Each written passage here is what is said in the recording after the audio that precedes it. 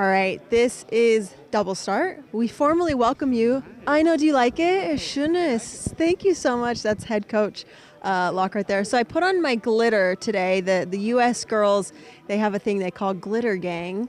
You'll see it on all of the U.S. women. Every race weekend, they'll put it on just to kind of bring their vibes up, and it's just fun, and sometimes other countries wear it too. So I decided to join in today, and it's just so fun. I did this a few weeks ago, but I forgot to point it out, so it just looked like a weird smudge on my face. But today, now you know it's here. So here's Double Start. Let's take a look around. Everybody, welcome to my crib. This is the Americans over here. This is where our TV is. Everybody is going to be watching, glued to this. This is how they're going to show all the races. And then we just have sleds lined up for the women's doubles race. So today's a little different because normally they will combine the men's and women's doubles event.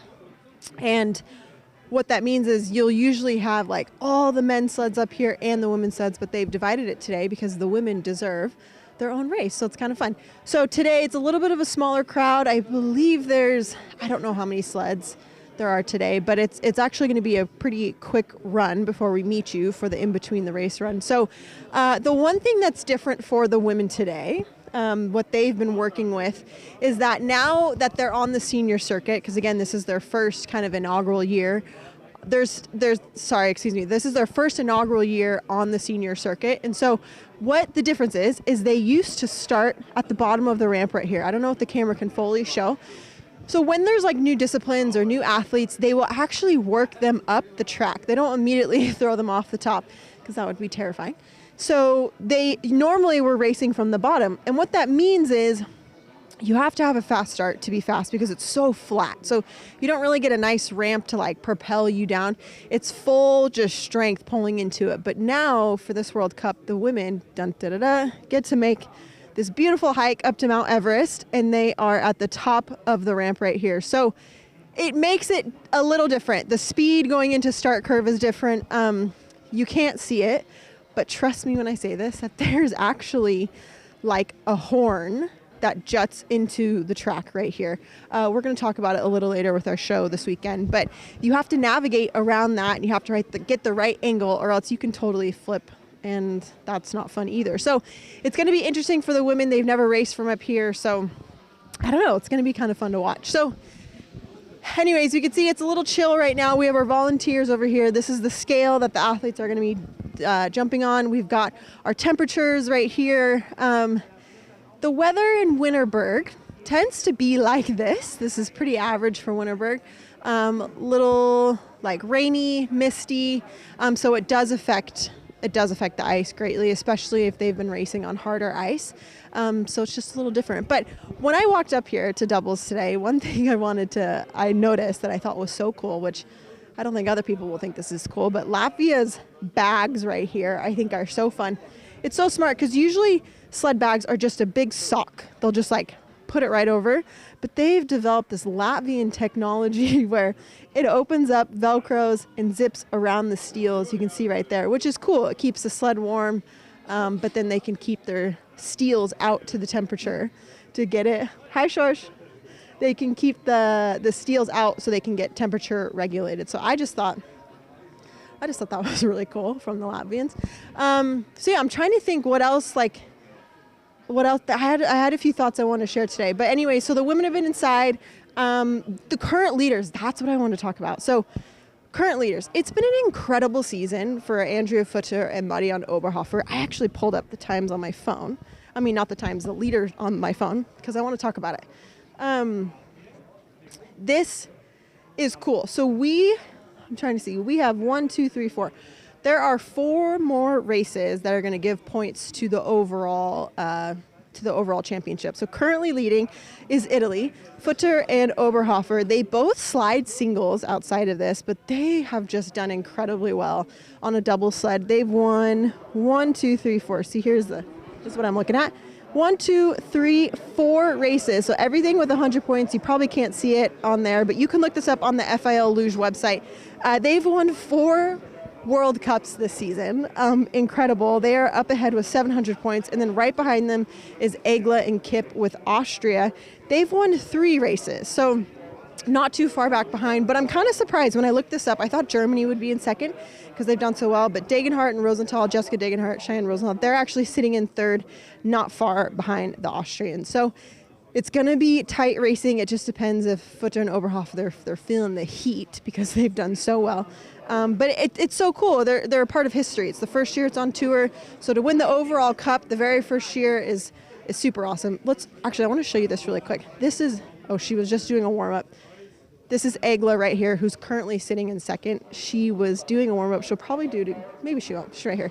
But what happens is they have these bands out, and they'll pull on them to help with their initiation with the start. So everyone does like specific start warm-ups. And so a lot of times for these athletes, they'll have bands out, and they're trying to pull and power through with their hips because that's how you get the sled moving from the top. So I want to talk about the track real quick. We're going to show you a cool POV video in just a second, but Winterberg track, not the hardest on tour, not the easiest. It's pretty flat up top. Why that matters is because any little mistake like really can change everything because you don't have enough speed to like make up your mistake. So the speed doesn't really come till about curve 9, 10, 11. So for these women, they're really going to want to be quiet on the sled at the top of the track.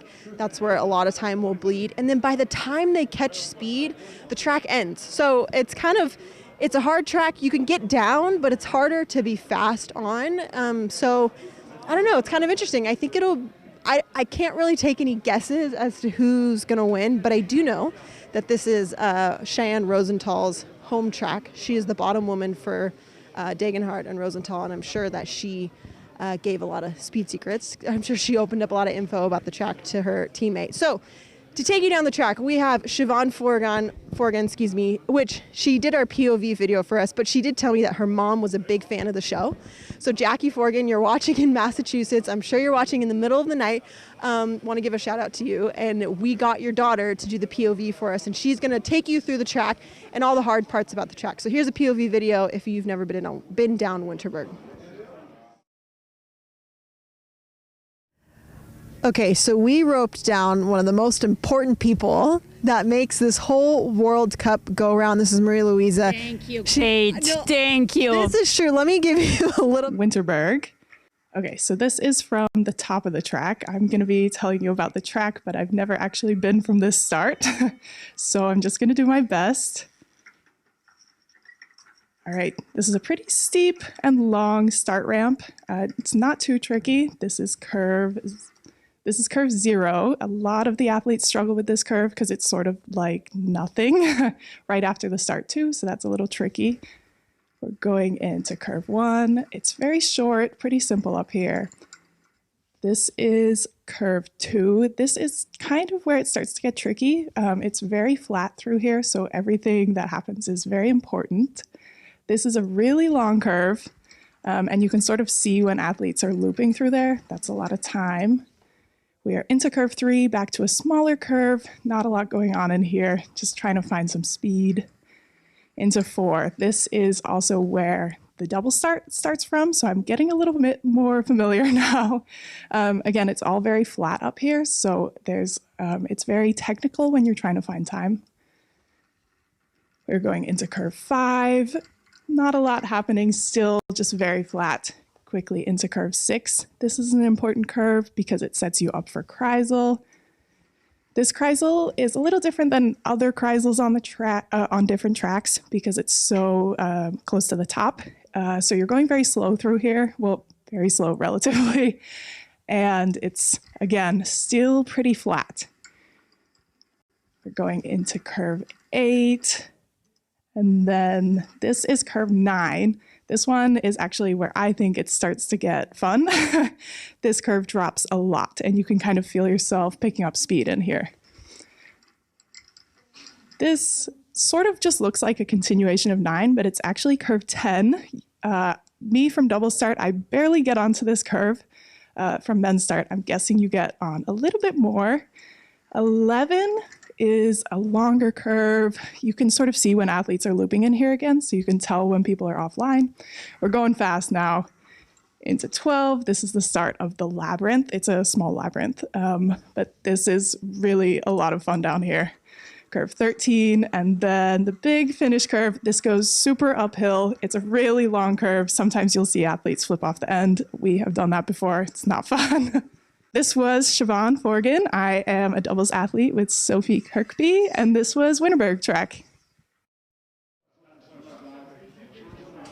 Okay, there you have it, the ins and outs of this track from a real athlete that goes down on a real sled. What you're seeing on TV just looks like it's really simple because these humans are professional and they do really well, but it is a complicated track. But I'm excited to see how this will unfold.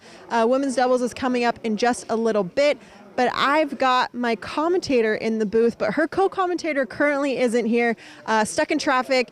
That's what happens. We're figuring it out. But Bree, you're in the booth with me. What are you feeling about this race? Hey, thanks, Kate.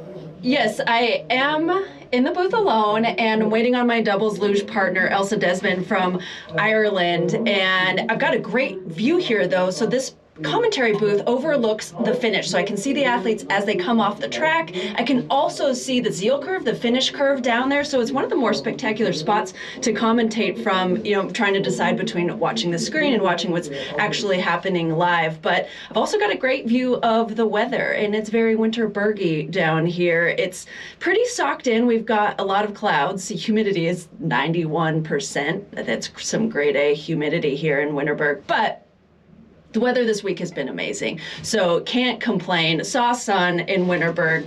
That's maybe a first in 20 years. I'm excited to have my co-commentator Elsa Desmond with me.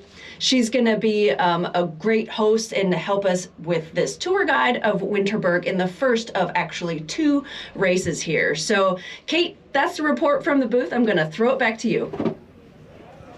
Thank you so much for the report. I agree with you with the weather. If you see Winterberg, if you see sun in Winterberg, that's a win for the last however many years, because it normally is like this. I was even talking to Robin Goike yesterday. He's with Team Germany with Goike and Gem, the doubles team, and he was saying, and yesterday was clear weather, so it was a little colder, and he was like, yes, this is even cold. This is even cold for us. So we're dealing with the weather, and it does change the ice. So a little bit of breakdown of that. So when the ice is hard, it's going to be faster, but there's less traction. When the humidity's up like today, the ice is going to be soft, which means there's more traction, but you're probably not going to be going as fast. And so every sled is going to change their steels according to that. So sometimes they want to angle more sharp into the ice because as we can see with this is the Latvian sled.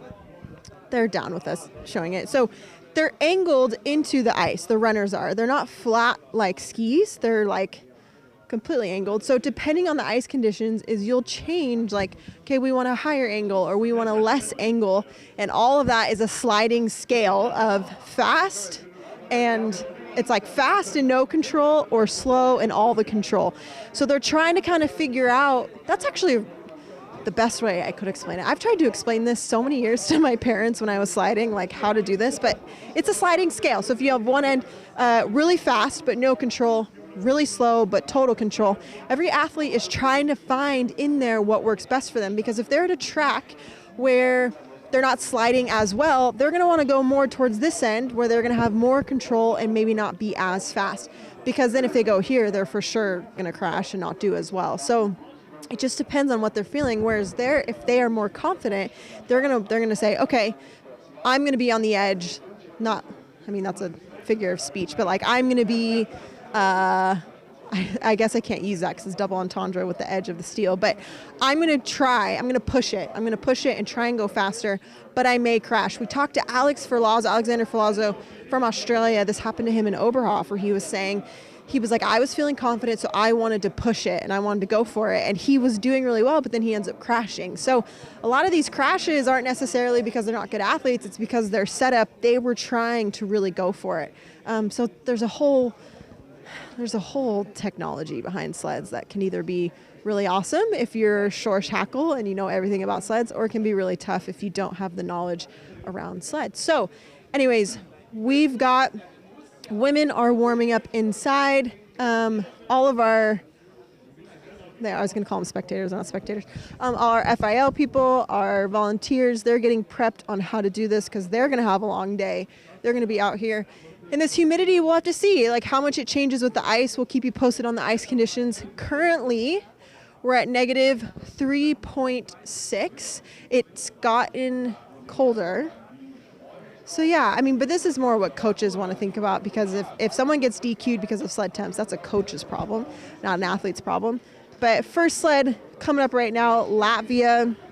And they have this nice little pad on the ground because they don't want to scuff up the front of the Kufins, because they put tape over that, because that's the first thing that hits air. Like that's the first aerodynamic thing as they're going down. So they tape over every crack, every paint chip, and so they're trying to keep the sled nice and warm. So volunteers, they're going to go ahead and do a temperature check, make sure that it's within the limits, and then that coach is going to hike that sled all the way up. And these sleds are heavy, about 30 kilos for a double sled. This ain't no joke. These things are heavy. And then the women, they're inside, they're going to meet them at the top, and then they're going to pull off, and we're going to get started. So we've got 10 sleds today. Excuse my French earlier. I didn't know how many sleds, but been confirmed we have 10 sleds today. So we're going to see you very shortly in about 15 to 20 minutes, and we will be at the finish, and then we'll break down the run and we'll talk all about it. So World Feed is getting ready. We want you guys to go ahead and switch over to the World Feed onto our other YouTube channel, and we're just a few minutes away. So grab some coffee, hang out, and then yeah, we're excited. Women's doubles from the top of the ramp, first time ever. So this is cool. So switch on over to the World Feed, and we'll see you on the other side.